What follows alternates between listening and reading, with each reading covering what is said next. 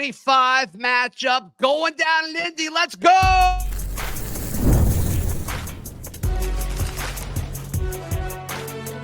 You are Locked On College Crossover, part of the Locked On Podcast Network.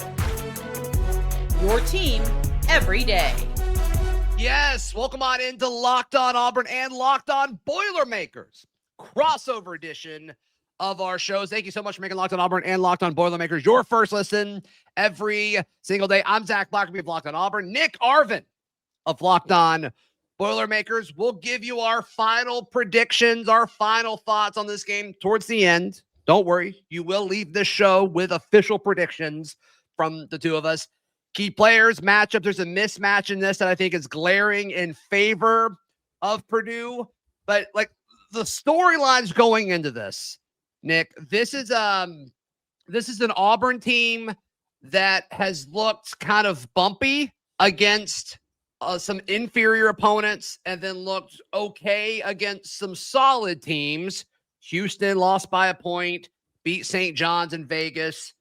But when they've played really good teams, they've been pushed all over the place. Lost by 30 against Michigan, lost by 29, just recently. So my big question is where is Purdue in the hierarchy of these top potentially elite teams in college basketball? I mean, I'd like to think that we're in that top tier, that A tier for where these teams are right now. We do have a bad loss a couple weeks back against Iowa State that brings us down from being the number 1 team in the nation to being number 6. But in terms of the talent that we have on this team, we have 4 seniors in the starting lineup, 3 of which have played at Purdue since their freshman season. That's talent that can get you on a deep run in March. And we'll talk about all the matchups here later in the show. But I think that this Purdue team is an extremely talented group that if they're able to get to their top of their game, if they're able to reach their ceiling, it's going to be a team that finds a lot of success and not a team that Auburn's going to want to play in Indianapolis if they are on their game. Right. And I do think, so you said something that I think is important there. A Purdue team with a lot of older guys that have been playing together. That is not Auburn. We've got a mix of, older and younger guys, but Tahad Pettiford is the only guy coming back on this team.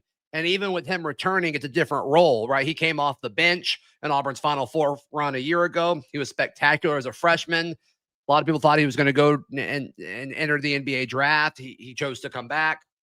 And now this is kind of his team, and he kind of had a little bit of a rocky start. There's always this joke that, Tahad Pettiford on the road is much better than Tahad Pettiford in Neville. This is the kind of game where I do typically expect Tahad Pettiford to play his game. And then they brought in Keshawn Hall. He led the Big 12 in scoring or in points per game a year ago. And he's been, pretty much 20 points tonight. He's been a bucket for sure. So how those two guys coexist, I still think Auburn's trying to figure that out. And, for Auburn to pull this off in Indy, you're going to need both of those guys absolutely balling out on both sides of the floor.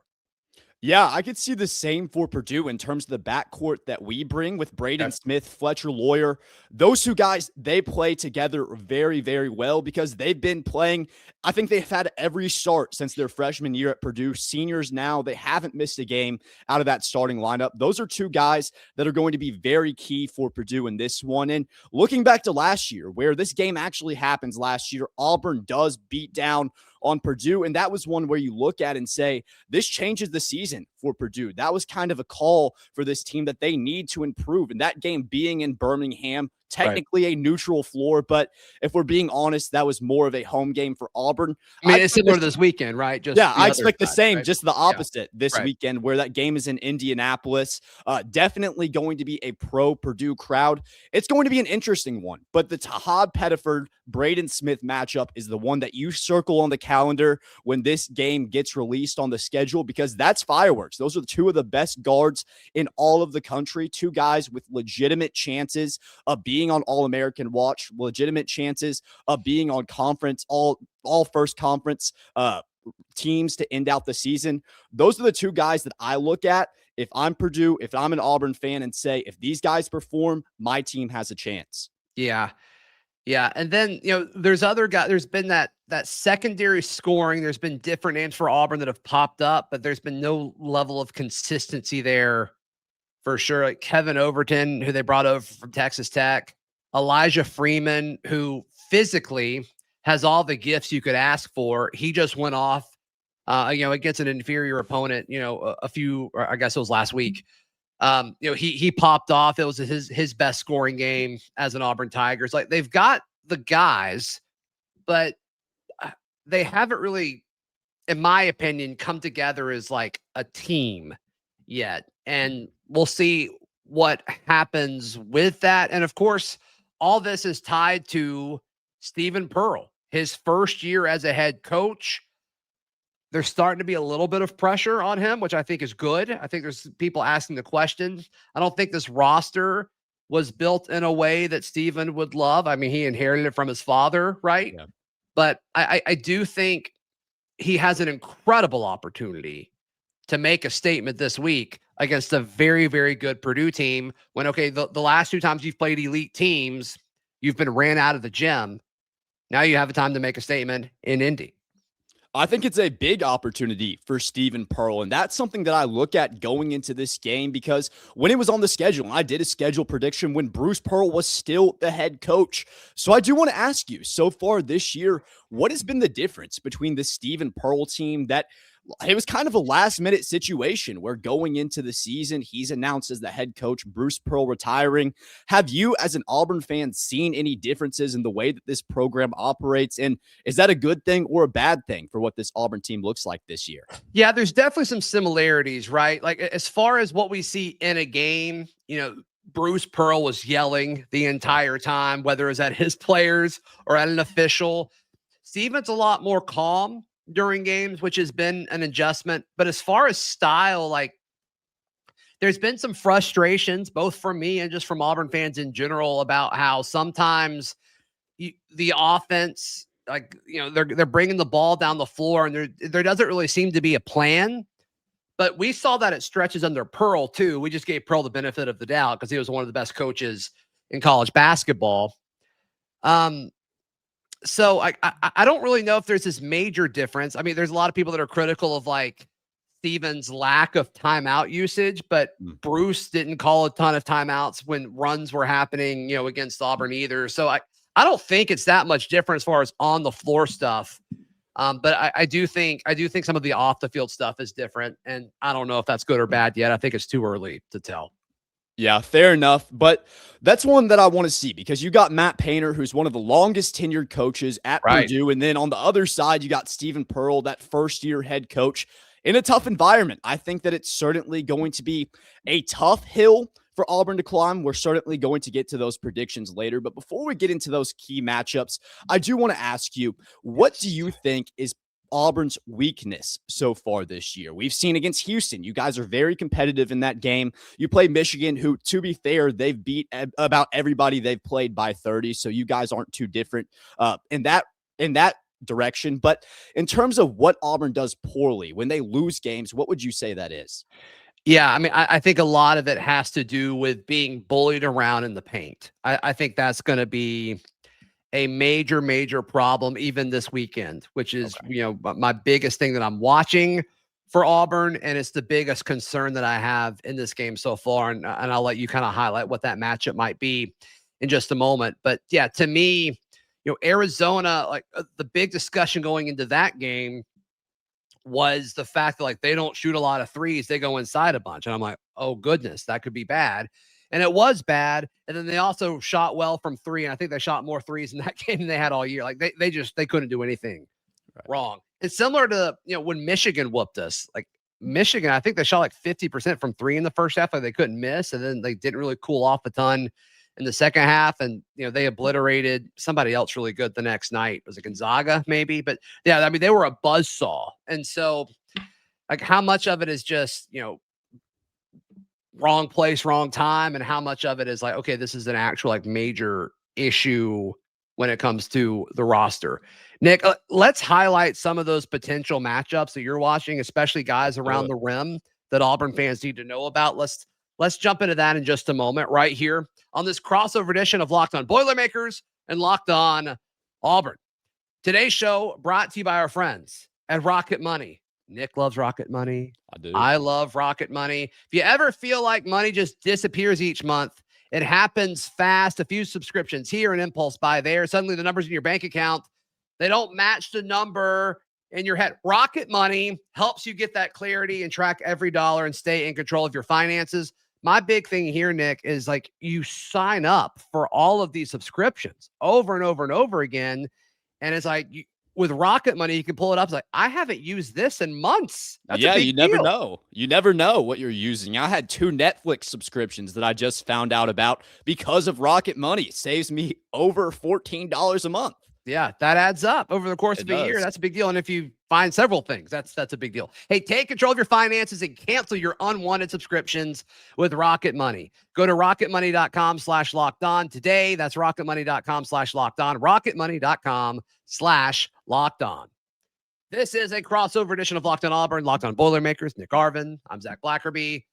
Talk to me about what Auburn fans should expect Purdue to do around the rim and in the paint, because that is my biggest concern in this matchup going into Saturday.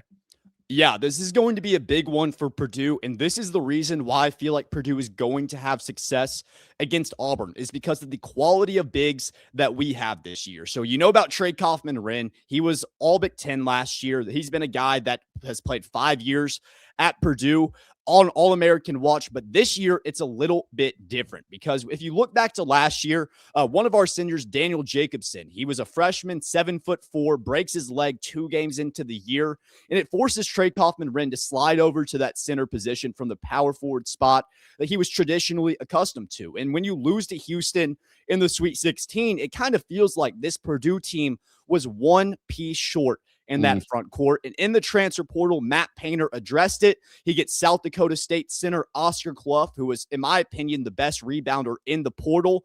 And so far this year, he has been just that. He's been a great rebounder, and not just for himself. He's almost at 10 rebounds a game, like 9.6. But what he's done is the gravity on the glass that he brings has made Trey Kaufman-Renn a better rebound. His rebounding numbers are up 5 rebounds per game right now, which is absolutely insane. He's never been a double-digit rebound guy, and now he's averaging a double-double. And Oscar Cluff provides that for you, but not just on the glass. On the other side, Purdue has so much talent that sometimes Oscar Cluff, he gets overlooked where guys aren't thinking about the threat he's going to be on the offensive side.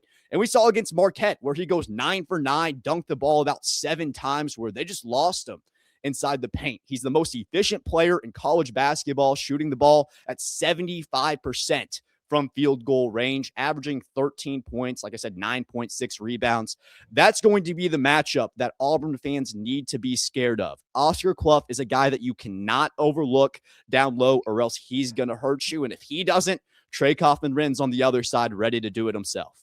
Yeah, and I think a lot of Auburn fans, whether they're watching on YouTube or listening to this, I think they probably got a little nervous, right? Because that is all stuff that we haven't been able to do super great. Some of it I think is depth, and then some of it is there were differing opinions on Keshawn Murphy when he came over from Mississippi State to Auburn, and I think he's a solid piece. I don't love him at the 5 a ton. I'd rather be much more comfortable with him at the 4, but with, I don't think Auburn got that true elite center in the portal, despite, it appears that they tried, but we kept expecting it to come and it didn't. They also added Filip Jovic.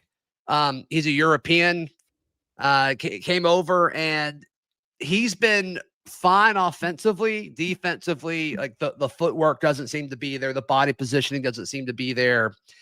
And you kind of hope Auburn's banking on him kind of getting better over the course of the season. But yeah, those matchups, I think, at least on paper, and as we preview this game, point Purdue's direction. And I think that's going to be a problem for Auburn on Saturday.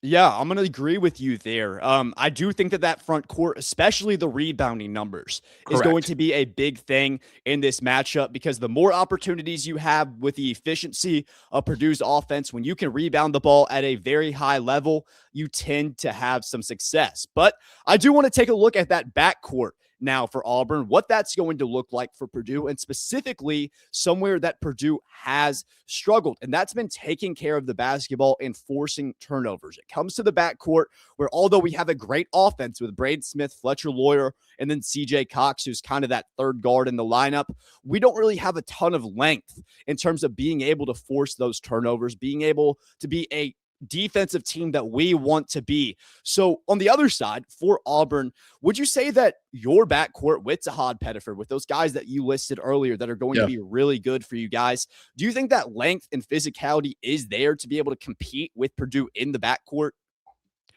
It could be, and like Tahad, I think it's an electric player. You don't think length when you talk about Tahad Pettiford. Sure. You think of like his different ways to score.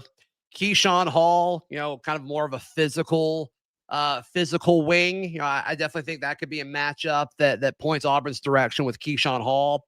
But who's that other guy? Like Kevin Overton has been, a little spotty, but when he's been on, it's been really, really good to see from Auburn, offensively. I think he's a solid defender as well. Something to note, in Auburn's most recent action, Overton played 11 minutes in the first half, did not play in the second half. So something to monitor. If Auburn's going to pull this off, you would like to see, the best and most efficient form of Kevin Overton, because he's been one of those guys who can score from outside. But yeah, I think it's a great question, as far as the length of what Auburn could do from a guard point of view. I think they're going to be able to score. My question is defensively, what does that look like over the span of the entire game? Because Tahad is a good defender, especially for his size.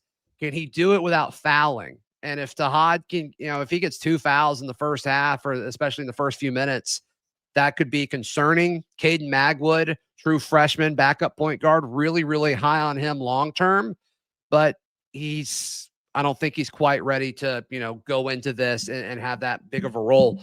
One thing, if I'm Purdue, something that Auburn has struggled, especially with the guards bringing it down the floor, something they've struggled with is, if I'm playing Auburn, I'm doing a half-court press. As soon as whoever's bringing the ball down the floor, whether it's Tahad Pettiford or Caden Magwood, I am pressing them right at half court, because we've now seen multiple teams do that, and it doesn't matter the level of competition. We always look shook by it. We never fully know how to respond. We never look comfortable with it. So that's kind of something I'm expecting to see Purdue do on Saturday.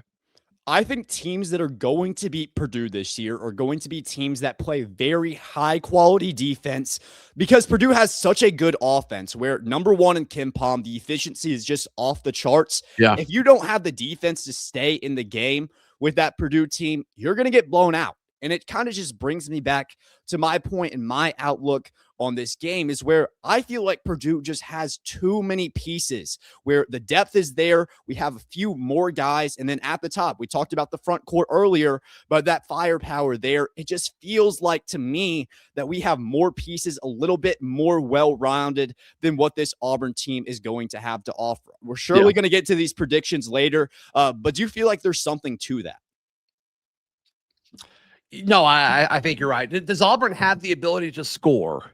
Yes. Do they have the ability to slow Purdue down consistently for 40 minutes? I don't think so.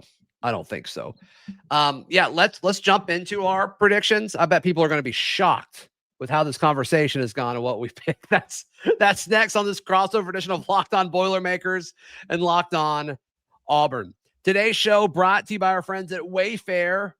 Wayfair, I mean, you can buy anything on Wayfair. Goodness gracious. The holidays always show up faster than we expected. If you're still putting together gifts with last minute decor or getting your home ready for guests, Wayfair has you covered, whether you need a quick refresh or a total overhaul in your home. We have our dining room table is from Wayfair, as well as some chairs that are in our bedroom. So we've used Wayfair before. I assume you have as well, Nick. Yeah, I got all my Christmas decor off Wayfair. I'm prepped for the holiday season. Got some new bedding, some Christmas bedding. We're ready to go. All because of Wayfair. Yeah. Hey, get last minute hosting essentials or gifts for all your loved ones. And of course, decor to celebrate the holidays for way less. Head to wayfair.com right now to shop all things home. That's WAYFAIR.com. Nick said he would sing the jingle real quick. Wayfair, you got just what I need. I didn't expect you to do it. I love it. I love it. Nick, Arvin, Zac Blackerby here with you. I'm picking Purdue to win on Saturday. I'll go like Purdue 82, Auburn 75. I'll give Purdue like a 7-point win. Is my pick. Fair enough. I'd like to see our line via our friends at FanDuel. I'm not sure if that one has dropped. Yeah, we're recording this earlier in the week, but let's see if it's up. I doubt it. Usually basketball's like the night before, but let's check.